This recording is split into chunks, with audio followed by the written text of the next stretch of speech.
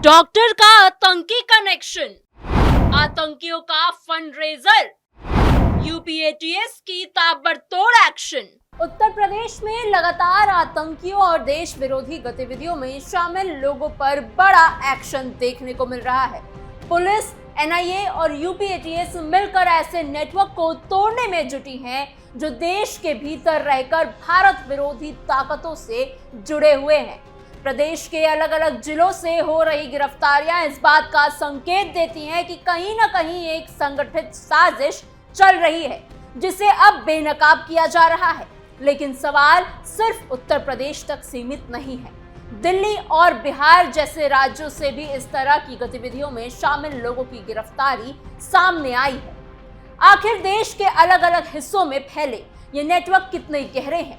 क्या हमारे आसपास ऐसे लोग मौजूद हैं जिन पर हमें शक भी नहीं होता? और सबसे बड़ा सवाल, देश की सुरक्षा के सामने ये खतरा आखिर कितना बड़ा है? इन्हीं सवालों के बीच वाराणसी से एक और चौंकाने वाला मामला सामने आया है, जहां आतंकियों को फंडिंग करने के आरोप में एक डॉक्टर के घर पर यूपी और मुंबई एटीएस के साथ साथ इंटेलिजेंस ब्यूरो ने भी छापेमारी की है।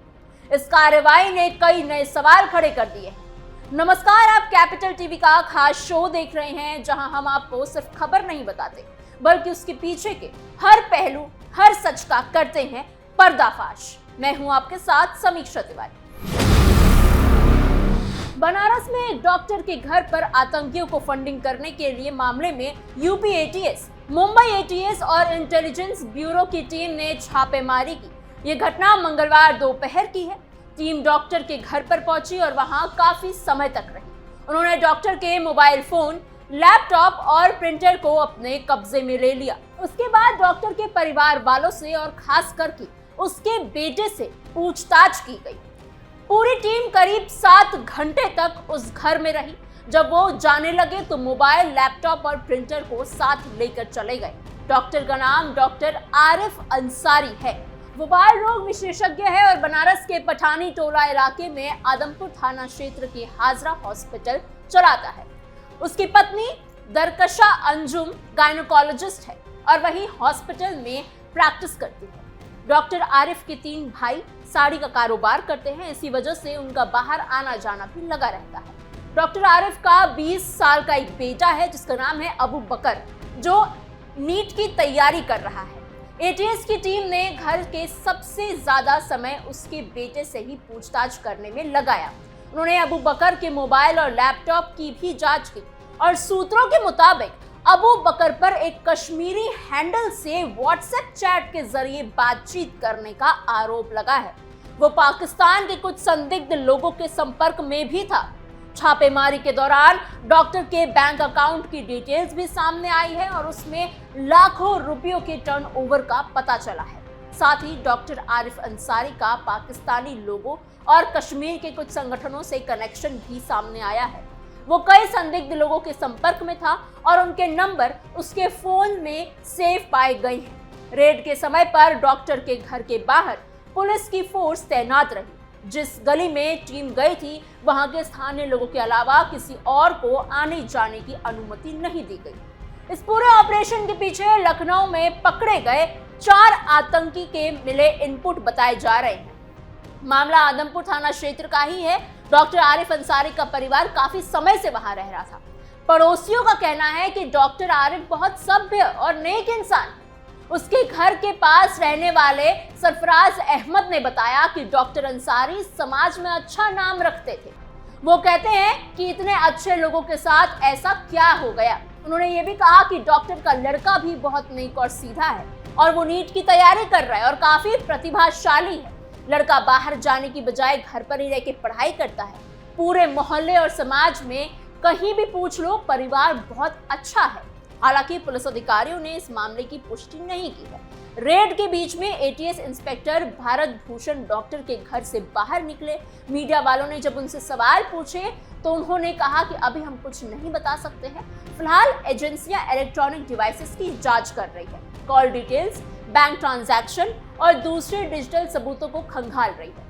अब यहाँ तक एक बड़ा सवाल उठता है। लोग अक्सर कहते हैं कि जो लोग पढ़े लिखे होते हैं, शिक्षित होते हैं, एजुकेटेड होते हैं, वो देश विरोधी गतिविधियों में तो नहीं पड़ते, वो ऐसी गलत हरकतों से दूर रहते। लेकिन अगर हम पिछले 6 महीने का देश भर का आतंकी कनेक्शन की टाइमलाइन देखें तो ये बात साफ हो जाती है कि शिक्षा का स्तर यहाँ मायने बिल्कुल नहीं रखता। उदाहरण के लिए अल फलाह यूनिवर्सिटी का मामला याद कीजिए। वहां से 4 डॉक्टरों की गिरफ्तारी हुई थी। वो देश विरोधी गतिविधियों में शामिल थे। RDX को जगह जगह भेजने में और बॉम्ब ब्लास्ट की प्लानिंग करने में उनका हाथ था। ये सब पढ़े लिखे डॉक्टर्स ने ही किया था। इसी तरह से लखनऊ के भी एक महिला डॉक्टर को गिरफ्तार किया गया था। वो भी इसी तरह के आतंकी कनेक्शन में और अल फलाह यूनिवर्सिटी के आतंकी कनेक्शन में थी और उसके बाद ही दिल्ली ब्लास्ट जैसी चीज को अंजाम दिया गया था। इन सब मामलों ने साफ किया है कि सिर्फ शिक्षित हो या ना हो इससे कोई फर्क नहीं पड़ता। असल बात देश के प्रति वफादारी की होती है। एक अशिक्षित व्यक्ति भी देश के लिए अपनी जान दे सकता है, वो देशभक्त बनकर रह सकता है। वहीं एक शिक्षित व्यक्ति जो डॉक्टर हो वो भी देश विरोधी गतिविधियों में शामिल हो सकता है। शिक्षा सिर्फ किताबी ज्ञान देती है, लेकिन देशभक्ति दिल से आती है। अगर दिल में देश के लिए प्यार नहीं होता तो कोई भी गलत रास्ता चुन सकता है। बनारस का ये मामला भी इसी श्रृंखला में आता है। डॉक्टर आरिफ अंसारी और उनका परिवार पहले से ही समाज में अच्छा नाम कमाया हुआ था, हॉस्पिटल चलाता थे, लेकिन एजेंसियों को इनपुट मिला कि वो आतंकियों को फंडिंग कर रहे थे। पाकिस्तान से कनेक्शन और कश्मीर के संगठनों से लिंक मिलने के बाद ये छापेमारी हुई। लखनऊ में 10 अप्रैल को चारबाग रेलवे स्टेशन के पास से ही ATS ने 4 ऐसे संदिग्धों को पकड़ा था।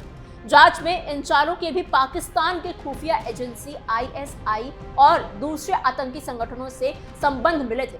एजेंसियों को यह भी पता चला था कि मुंबई, लखनऊ और बनारस में टेरर फंडिंग का एक बड़ा नेटवर्क सक्रिय किया जा रहा है। इन्हें इनपुट्स के आधार पर बनारस में ये रेड की गई थी और अब जांच जारी है। शिक्षा और देशभक्ति के बीच का फर्क समझना बहुत जरूरी है। कई बार पढ़े लिखे लोग ज्यादा चालाक तरीके से गलत काम करते हैं। वो सोचते हैं कि उनकी पढ़ाई उन्हें बचा लेगी, लेकिन कानून सबके लिए बराबर होता है। अल फलाह यूनिवर्सिटी में डॉक्टर्स ने ही RDX बनाने या भेजने की प्लानिंग की थी। वो मेडिकल की पढ़ाई कर रहे थे, लेकिन देश के खिलाफ साजिश रच रहे थे। लखनऊ की महिला डॉक्टर भी इसी में फंसी है। अब बनारस का डॉक्टर परिवार भी इसी जांच के दायरे में आ चुका है। देश को ऐसे लोगों से सावधान रहना चाहिए जो बाहर से अच्छे दिखते हैं लेकिन अंदर ही अंदर गलत इरादे रखते हैं। सुरक्षा एजेंसियां लगातार काम कर रही हैं। लखनऊ के 4 आतंकियों की गिरफ्तारी से ये नेटवर्क उजागर हुआ है। बनारसी रेड उसी का एक हिस्सा माना जा रहा है। शिक्षा उन्हें सही रास्ता नहीं दिखा पाई क्योंकि उनका दिल देश के प्रति वफादार नहीं था।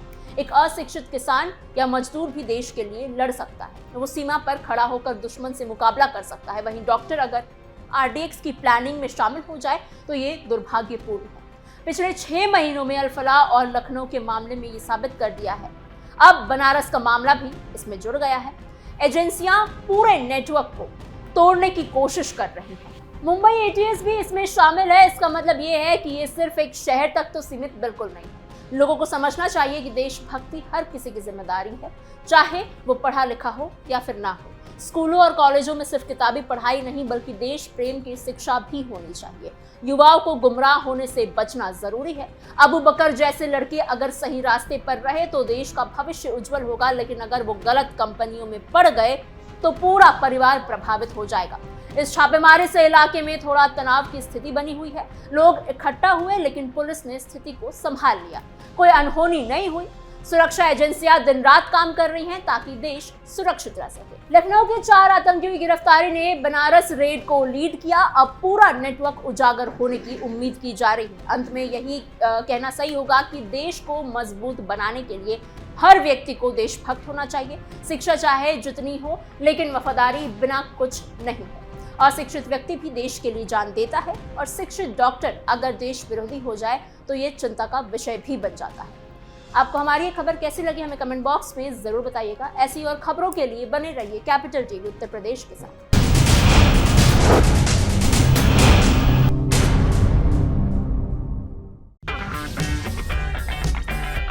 अगर आपको हमारा वीडियो पसंद आया हो तो इसे लाइक करें, हमारे चैनल को सब्सक्राइब करें और हाँ, बेल आइकन दबाना ना भूलें ताकि आप तक हमारे वीडियो की नोटिफिकेशन पहुंचती रहे। आप अपना सुझाव हमें कमेंट बॉक्स में दे सकते हैं। हमारे साथ जुड़ने के लिए शुक्रिया।